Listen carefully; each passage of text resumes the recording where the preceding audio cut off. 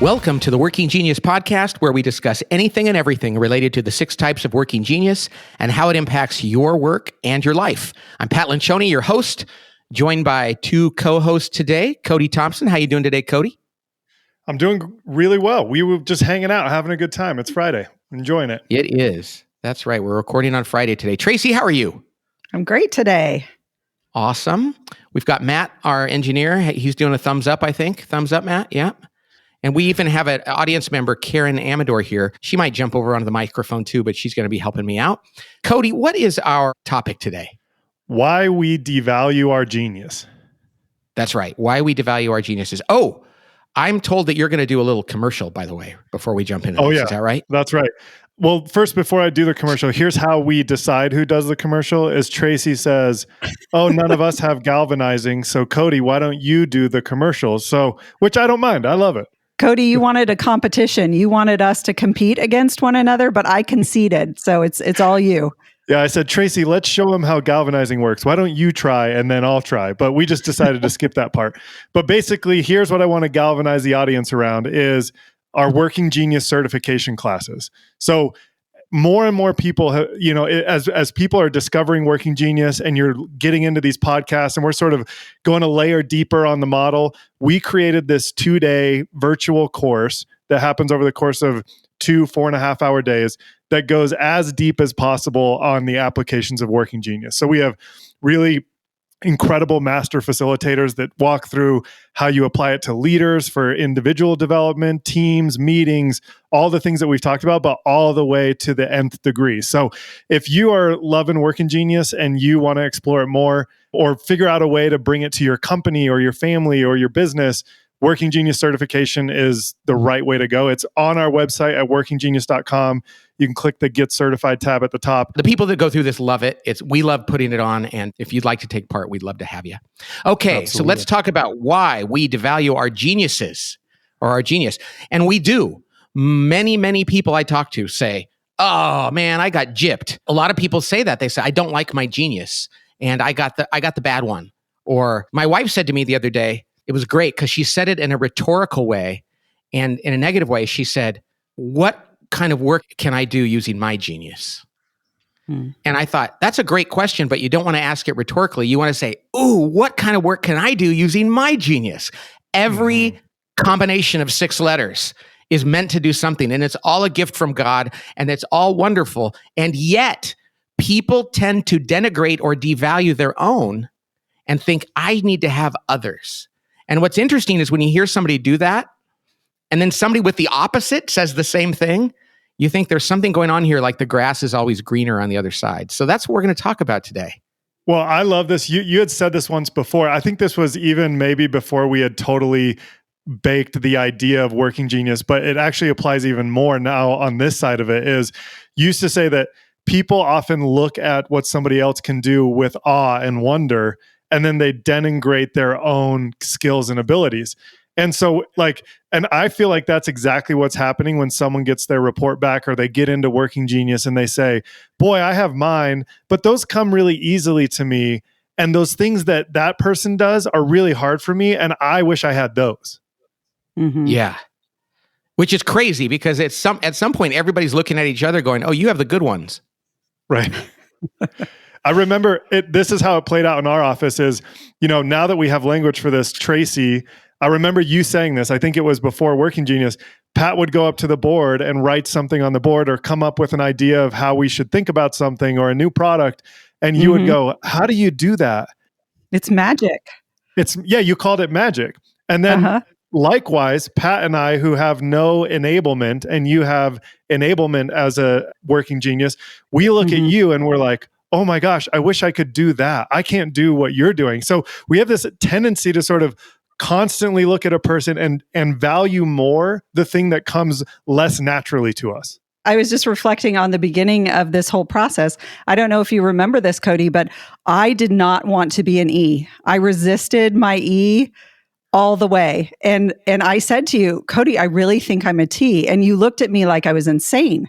And it was because I did not value what I was bringing to the table in terms of my enablement. But let me tell you, now I know I'm clearly an E. There's no doubt in my mind. And that's a great example. A lot of people who have enablement as one of their geniuses think, oh, this is not the good one. This just means I do what people ask of me and I'm nice. Oh, that's not good. And yet for a person who has it in his working frustration, I'm like amazed by it, appreciative of it. And I'm guilty when you enable me because I feel like, well, I'm supposed to be doing that too. You know what's interesting? Just last week, I was in a session with a team and we were doing Working Genius. And a person asked this question. They said they had enablement as a genius. And they said, I kind of feel like discernment and enablement, I don't really understand the difference between those things because it's like figuring out how to make it work, right? And I said, okay, let me explain the difference to you. The difference is I have discernment and I have zero enablement. It's my lowest, even lower than tenacity. I said, here's what I love. I love being in this room and helping you guys figure out what it is you should do, but I do not want to help you do it. I want to leave at the end of the day. Like, I don't want to be in this room and help you walk through the things that you should do. Whereas someone with enablement hears that call and says, boy, I want to walk alongside. We're going to get this. We're going to get this off the ground. I know exactly what you need. It is exactly a genius, and one that I'm actually a little genius jealous of. You know, I love to see when people do that. Yeah, we almost called this podcast, Cody, you had an idea of genius jealousy, because we all tend to think, just now before we did this, I came into the office and Karen and Matt and Tracy were in the big conference room doing the final edits on my book, which I finally written, right? And I felt totally guilty because I have no E or T. So finishing a book and going through the details like, hey, this character has 3 arms and this one has got 5 different names. Tracy catches all that. And she's a genius at this. She really is. She's a DE. So she's got good discernment and she loves to help. And I walked in the room and I sat there. I was eating my salad going, oh, I'm such a loser. These people have to clean up after me. I should be doing all of this. And it was completely devaluing my genius. And they were like, yeah, I don't know how you write this stuff and where you come up with these ideas. I was like, but that's not enough. I should be an ET. It's interesting. I'm wondering if we tend to value the geniuses that are in our frustrations. Yeah. Yes. Yeah. I think that's true. Yeah. I mean, you guys just used enablement as an example. You both have enablement in your frustrations. I know that I personally, G is my lowest. And when Cody G's, I am in awe of his G. And invention is also in my frustrations. Same thing with you, Pat. When you're on that whiteboard and the magic is happening, it's just like, well, I am a loser. I cannot do this. We self-attack. Yeah. So the question and the title of this podcast is, why do we do this? And I think one of the reasons why we do this is human nature. We tend to have wounds and self-attack and critique ourselves. Instead of going, isn't it great that God gave me these 2, but not those 2? I'm the luckiest dude in the world. We tend to go, oh man, but I'm missing those. I think also, and as a parent, I can say this, parents often create this in their kids because they look at their children and they see what they're not good at. Imagine you have 2 children, one that's really disorganized and doesn't finish things, but they're really creative. And the other is really organized and finishes, but they're not creative. You know what a lot of parents will do? They'll go to the organized one and say, you need to be more creative. And they'll go to the creative one and go, you need to be more organized. And we end up, because we're afraid they're going to not be enough in the world, we actually give them feedback to fill in their gaps rather than to celebrate their strengths. And so kids kind of grow up going, yeah, my dad has been telling me to clean the garage for the last, 14 years. I guess I'm kind of lazy. And so I think what we have to do is celebrate our strengths. My father-in-law is living with us while they're moving into a different home, and he has tenacity. He's a wonder tenacity person. And so what I actually have felt guilty, because he is living in our basement in the interim, and he'll walk around my house. In fact, right now, outside my window, he is digging up the dandelions in my grass. And I feel like a terrible man of my house because he's like repairing the holes in my walls and doing that. And he enjoys it. And and if it were left up to me, it wouldn't get done. I'm just being completely, not because I have better things to do, or it's just like when I am done with my work, that is not the thing that brings me joy and energy. And I can feel guilty about that all I want, but he's out there getting actually joy and fulfillment from completing a task, and he loves it. And so it's just interesting that you said, Pat, because we do often make it feel like the other person are, we can imagine like on a football team or a basketball team saying to Steph Curry, "Oh, hey, you know what? You're not very good at rebounding." That sounds so ridiculous in the world of sports, but we do it all the time in work and in our households. Hi, this is Karen. I wanted to insert myself. The other thing I thought of was that when we undervalue our gifts is we actually inadvertently deprive our teammates or other people in our lives of those gifts that we have. And that could be a real detriment, that we end up underplaying them because we don't think they're that hard, or we find them very easy or natural, and therefore it doesn't bring any value to others. I think that's a great point. And in fact, that's one of the other reasons why we devalue our gifts, is because they come naturally to us. And we think, well, if I'm naturally good at this, how important can it be? We kind of grow up thinking, in order to do something worthwhile, it probably has to be hard and painful. So I tend to devalue my invention because I'm just naturally like this. So it can't possibly be that good. I look at people that do things that I can't do, and I say, well, that must be harder. Therefore, that's more valuable.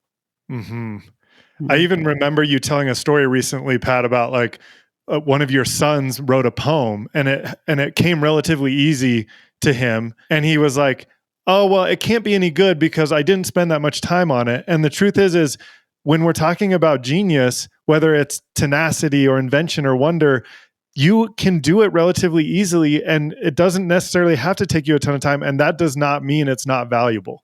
Yeah, so I suppose one of the things is something being hard does not mean it's more important or better.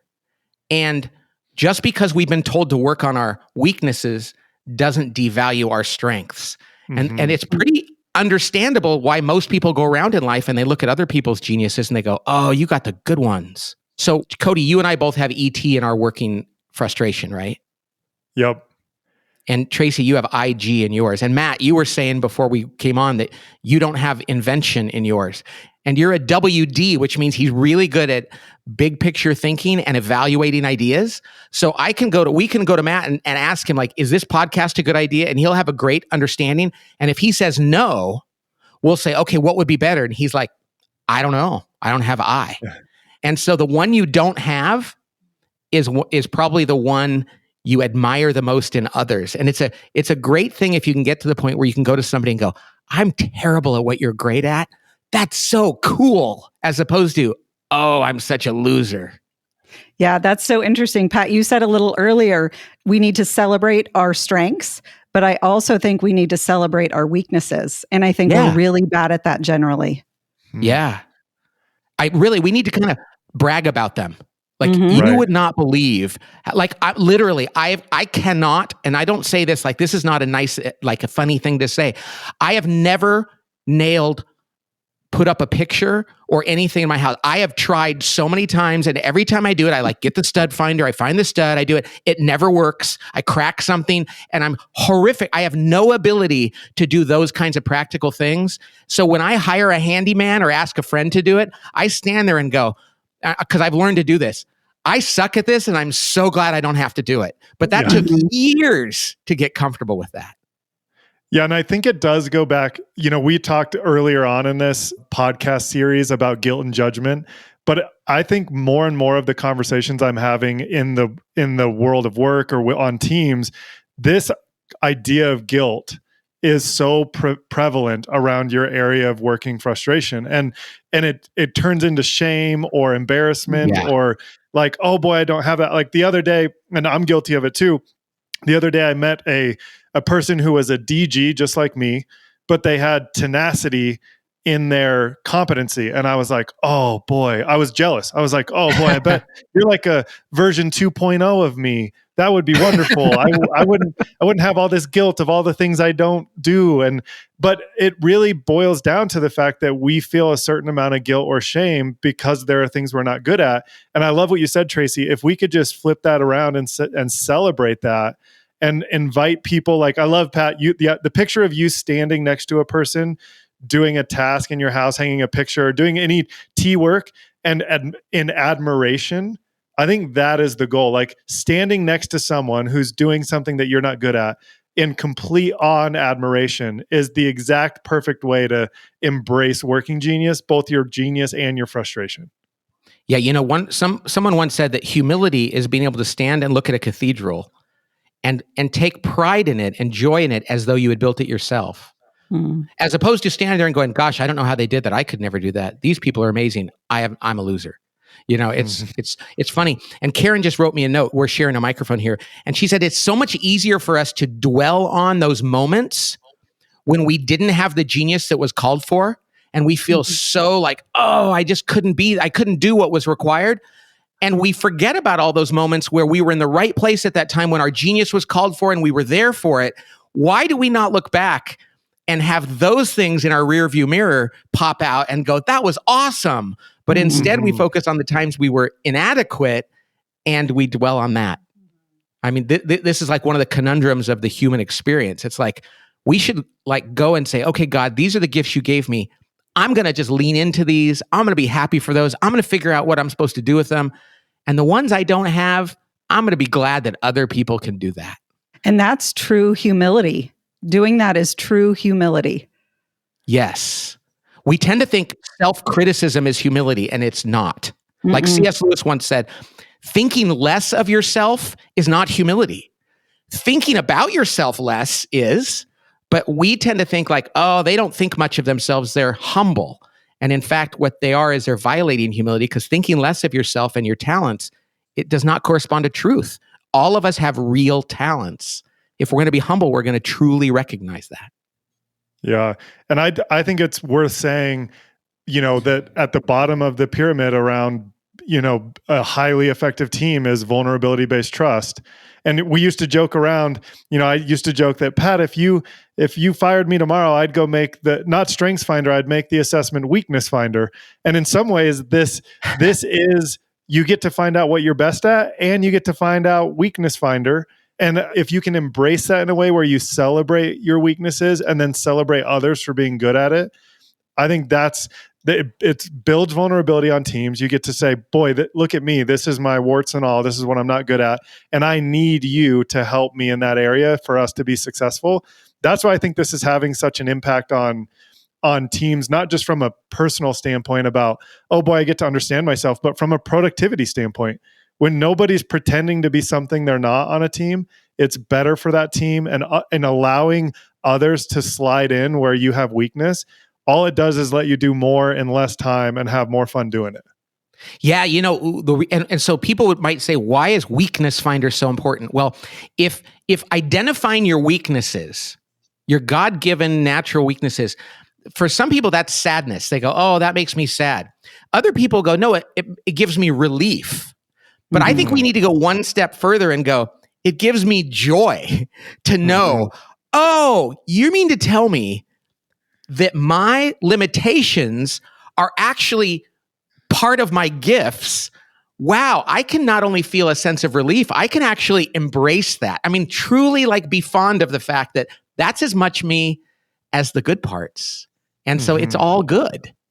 So seeking out your weaknesses, your natural weaknesses, is great. And then when you have to try your best to do things in that area, you can do it, but you're not going to sit there and beat yourself up for not being awesome at it. Yeah, you know what, Pat, as we were planning for this, we talked about, it's not an excuse, but it is an excuse for not being great at something. Yes, it's not an excuse for saying, sorry, dear, I'm never going to do that because it's not my working genius. But it is an excuse to say, sorry, dear, I'm going to do this. It probably won't be great, but I'll try my best. Yeah. And no guilt. All right, before we wrap up this episode, though, we got an email from somebody that speaks directly to what we're talking about today. And in fact, it helped stimulate some of this conversation.